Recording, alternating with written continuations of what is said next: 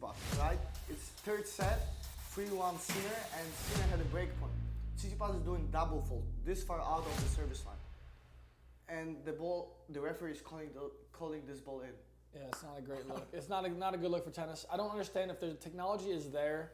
Exactly. And you can implement that and be a seamless transition to what every other surface has seen, especially the hard courts and grass. Welcome back. Around the clock tennis, morning 8 a.m., 15th of April. And it's an early morning Monday, baby. Let's go. Yeah, we just finished our week. It was pretty intense, and I just got back from some college matches. I was practicing. I was teaching some tennis on the court, but I got this La Colombre triple shot of espresso, something like that. You can find them at Whole Foods, your local Whole Foods. Definitely the move. Is it from Cincinnati? No. No, Colombia. Okay, we like it. Actually, I went out on Saturday, and I just asked for the high noon in the Somerset. It's a very popular place in Cincinnati, and they said they don't have it. They just give me like some Colombian drink, and it was pretty not good, to be honest. I was gonna say it was pretty. I was just like some mandarinian with some pineapple. That was not good. Anyway, we got Tsitsipas back in the top 10 after he was struggling for a couple of months. He's winning for the third time this tournament. I didn't expect it, to be honest, that he's gonna win this tournament. He's one of the nuggets that I can give you. He's the fourth player that did that. Yeah. Before that was Andy Murray, Novak Djokovic, and Rafael Nadal. To what? Three-peat? That won 3 times or more the Yeah. Monte Carlo tournament. Yeah. And Tsitsipas now belongs to those 3 people. No, Tsitsipas is a guy that I've become a fan of in 2024. I was definitely not a fan. I think it was mostly due to our coworker that was ruined it for me for a while. We had a guy that worked with us that he ruined my Steph Tsitsipas experience. But I'm definitely a Tsitsipas fan now. We got a good interaction with him in Indian Wells, just talking to him about the serve mainly. It just was really cool interaction that Bartos felt like he needed to chime in with the team Tsitsipas, and it was cool that they listened and just got to hear you out a little bit. But I think Tsitsipas, clay suits his game the best by far. You know, he's got more time, especially on the backhand, where he takes a pretty big wind up at the backhand. He doesn't really block it. He really takes a full swing. So the more time he has, the more dangerous he is. He gets more time to slide over, hit inside out forehands as well. He's got one of the best forehands in the world without question. I mean, it's the most dangerous weapon of that tournament. I mean, it was the most dangerous shot of anybody, I think, that played that tournament. And the serve has always been something that he's been tinkering with the last year or so. Yeah, he's been struggling. One tournament, he's just playing with this, just adding his right leg to the left leg, and then he's just standing with the from platform to the pinpoint. platform position. Yeah. So he's testing his new serve. For those of you guys that don't know, people that serve like this, it's called platform, and then if you bring this foot up and then jump, that's pinpoint. And Steph has been tinkering with doing both of those over the last year plus, and it's just been interesting to see that. You don't see a top player do that very often at this level. But one thing I will say with Tsitsipas is his ability to believe and continue to fight is something I admire, and I think that was pretty cool. He was able to because tennis mentally is so tough to break through, to beat a guy like Sasha Zverev, who he's lost to a number of times, to beat a guy like Casper, who's one of the best clay quarters, a 2-time French Open finalist. It was just a big-time week, and I think that's going to flip the rest of the year for him. Even Jannik Sinner, beating him in a free set. For Okay, sure. let's not talk about this. We're going to talk about that a little bit later. But it was also his 100 clay court win after the finals. So you could see that he was really, really excited.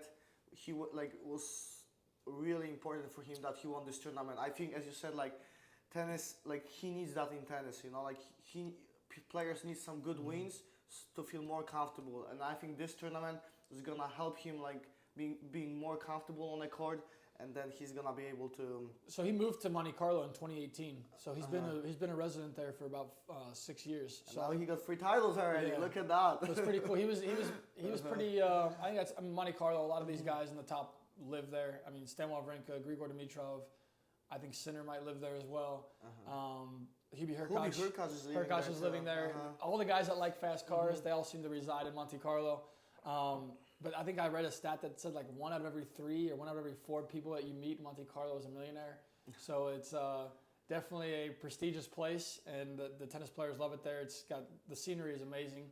You got the ocean, and you got the hillside with all these beautiful homes, and it's one of the most beautiful country clubs that you'll ever see. I mean, players love that, you know. Players love to play that. Even Casper Ruud, after the final, he said really thank you to the owner of this club, because every year he's just like enjoying. He's coming there, even it's a 500 tournament, but he really wants to play there. 1,000, sorry. Yeah. He really wants to play there. You know, there's some other tournaments we saw in Miami even. They didn't have a cold water, and he was complaining about that. But those tournaments, some of the tournaments, players just love it. So every year they're trying just to go there and enjoy it. So no, Miami, you cannot compare the Miami Open to Monte Carlo in any world.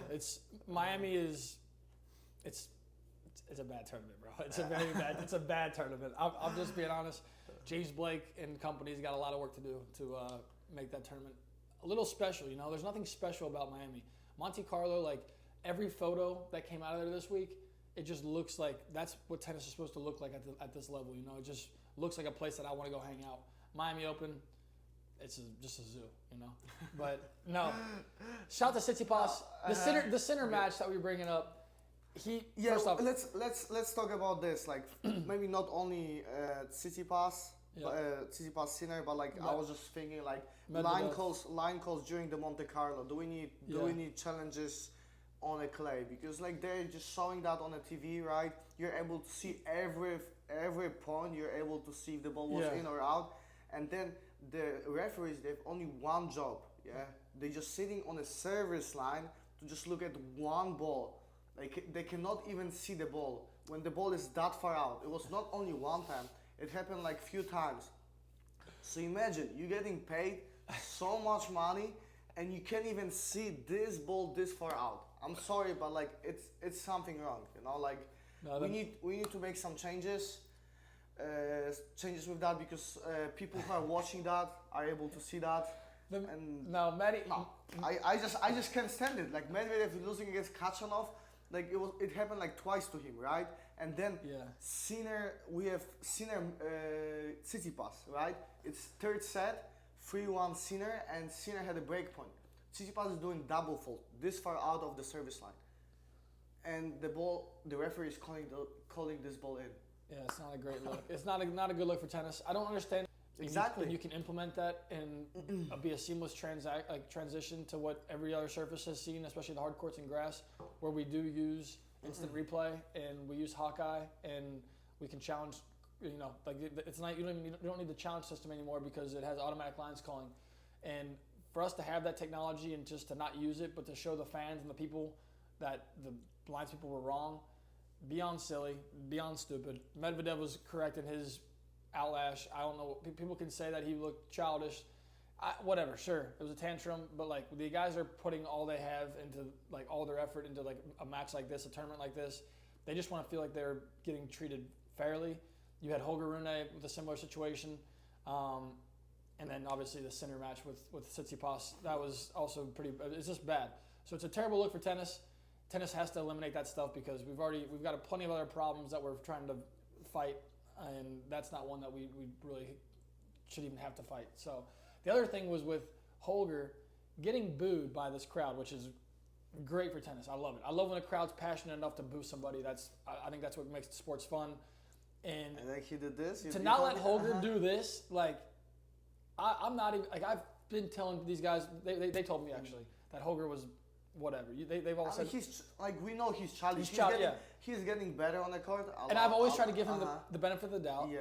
And then I started to kind of side with the guys where I'm like, yeah, he's kind of looks like a baby on the court. But this instance, like, I loved how Holger responded.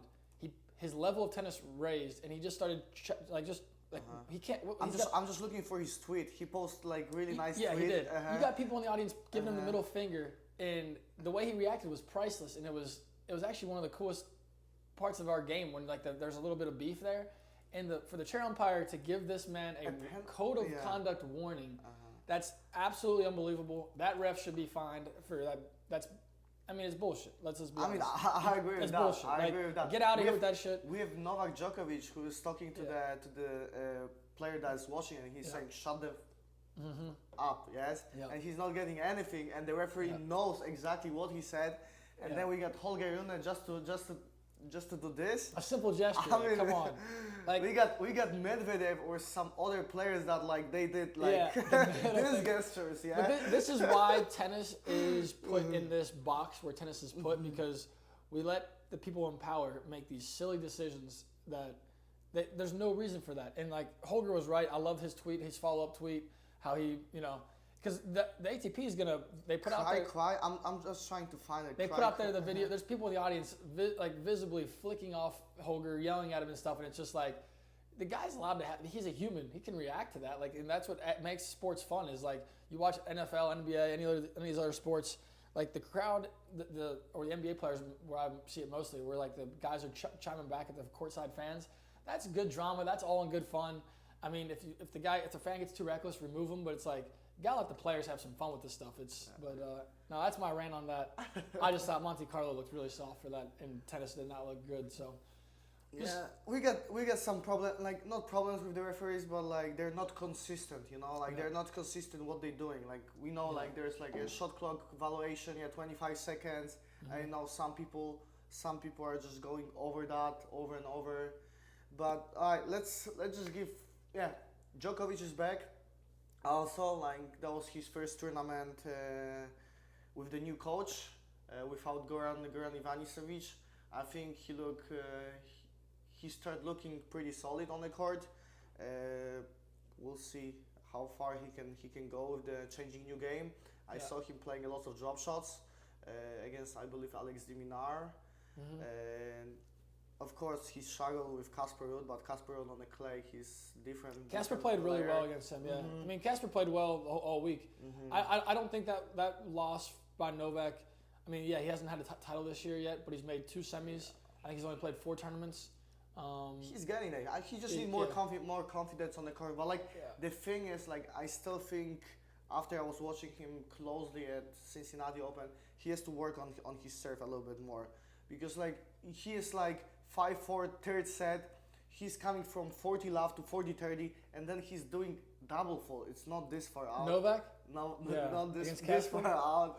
But like the ball was like that out. On the match points, such a big player. I'm sorry, but like he cannot do like double faults like this. Like he's trying to make the first serve just to play in, maybe play serve and volley like the same what he did in 40-15. But like, no, you can't finish with double fault after that long match. No, I don't worry about Novak's level. I think he'll best of 5 fits him better. I think he looks like he's in good shape, which is the main thing. He looks fit, looks healthy. I think that's what is going to be enough for him to kind of feel good about his gaining form throughout a tournament. Like these guys, like we've seen him accustomed to doing so many times. As the tournament goes on longer, he's going to start to feel his game a little bit more, feel more confident. But I think getting a change of scenery with the coaching was something that is just good for a guy like him, just to stay fresh, get a new voice. He's still got the main core guys that are still in his box, but just to get a new voice in his box, I think was something that I'm interested to see how that works out. But no, we had an awesome week of tennis this past week. Also an awesome weekend. And it's upcoming. One more thing before we're gonna start talking about college tennis. Rafael Nadal, is he gonna be able to play? We don't know that. I'm tired of talking. I'm tired of talking about this Rafa stuff. Like the practice. We had Indian Wells that he's supposed to play. I think in Australia he's supposed to play, and then he didn't play. And now in Barcelona he's supposed to play tomorrow, right? But we never know about Rafael Nadal, because he was announcing that he's gonna be able to play, but it's too much of an ongoing.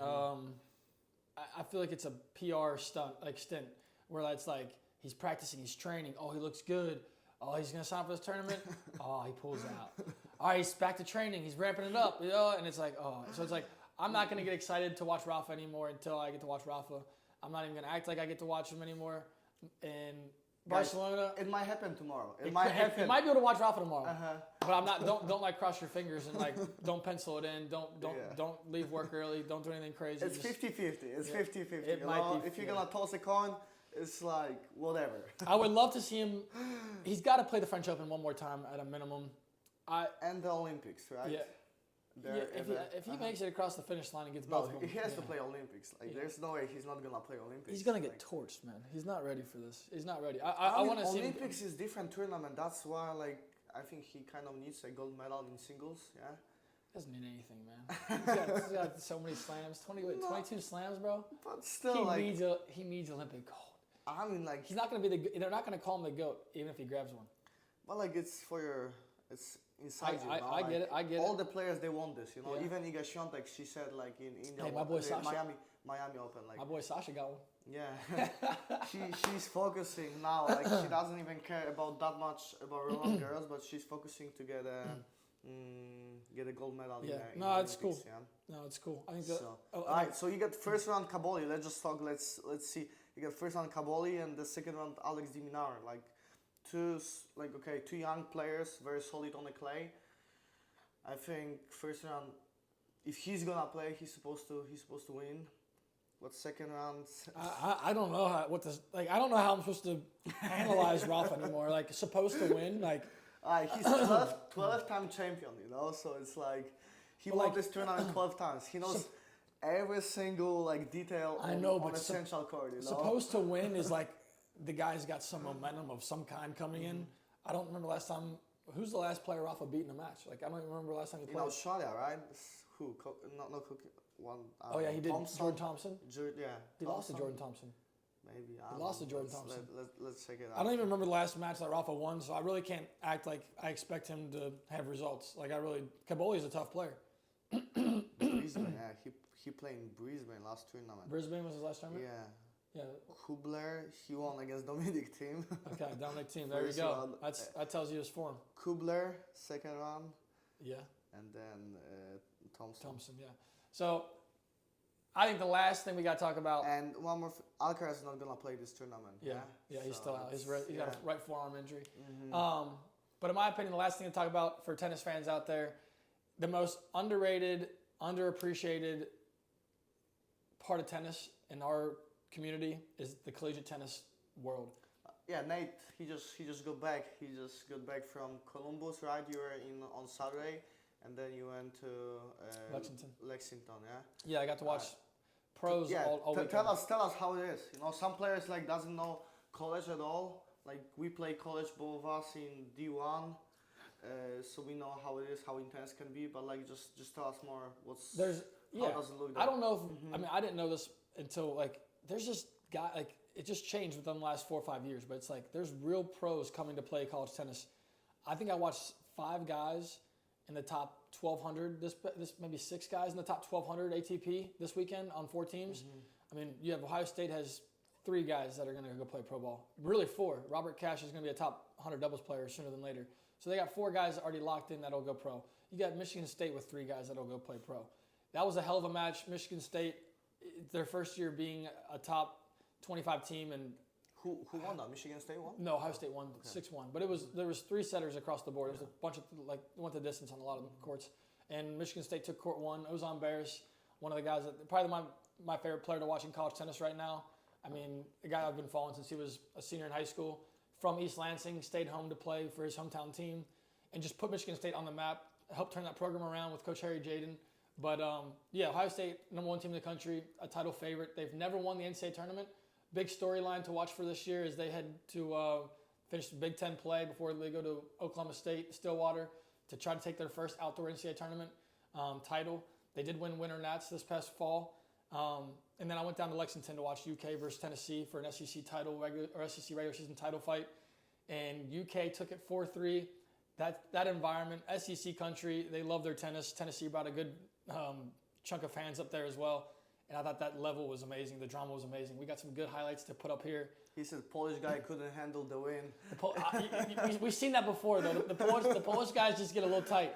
Whether it's Bartosz, whether it's Hubie Hurkacz, whether it's my guy from Tennessee. No, the guy from Tennessee hits bombs, though. He hits a massive serve. He's only a freshman, 6'5" freshman. I forget his name, but that kid's going to be good. And Tennessee's got a guy named Johannes Monday at #1 singles, a guy that I'll be keeping an eye on. I believe he's a senior. Definitely going to be a guy to keep an eye on in the Challenger Tour. But college tennis, just the drama, how tennis lives in that space. It's the best way to showcase tennis. Talking, like, there's just an energy throughout the points. There's coaching. Fans can move, and fans can yell, fans can get engaged. And there's nothing like tennis in a team aspect. The dog pile after a clinch, all of it's amazing. And we even had an ice bath for Coach Kaufman of UK, which was just cool to watch. So I'm excited to see. I mean, yeah, I remember like one time whenever we went for the first time, we knew each other maybe for 6 months. We were going to Champaign, Illinois, and like I didn't know college players. I mean, I was playing, but I didn't know them that well. And we were watching Ben Shelton. Next to them is just playing Diallo, and now Gabe Diallo, top 130. Yeah, we had two of those players. Like he called, Nate is calling me, and he's saying this guy is gonna be really, really good. And after 2.5 years, we got Ben Shelton top 20, right? And then Diallo is like 130. Yes. Yeah, Ben Shelton is the first guy we went. He's a top American in tennis now, which is just. And he went the collegiate route, played for his dad. Obviously, you guys know who he is, but it's like he took home a title in college, and it's like, and look how easily he transitioned. Where like he gets booed or he gets riled up with these fans at these ATP 500s, whatever. It's like he's already seen it all. He's already been through that stuff. It doesn't faze him. He actually likes it, plays better with it, and it's not many players out there in tennis that don't shut down and kind of play better with that. But it's like that's what college tennis can do for you. Ben used it in that development program, I think in a perfect way as part of his process, and I think you're going to see a lot more players start to use it because it's a challenger tournament. When you go to these top 10 matchups, it's a challenger level type tennis, and I think I can't wait to go to in Stillwater in May, bro. We're gonna go to the NCAA tournament. That's gonna be crazy.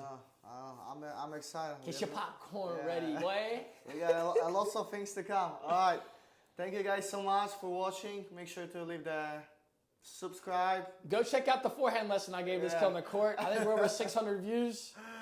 Appreciate y'all. Appreciate you having me, Barty. No, that was good. I think we have to do it like at least once a week. It's a good thing to do. And I'll talk tennis every day. Yeah. This is all I know how to do anymore these days. And let's go on the court and get another lesson. How about some volleys? Cheers, y'all. Have a good week. All right.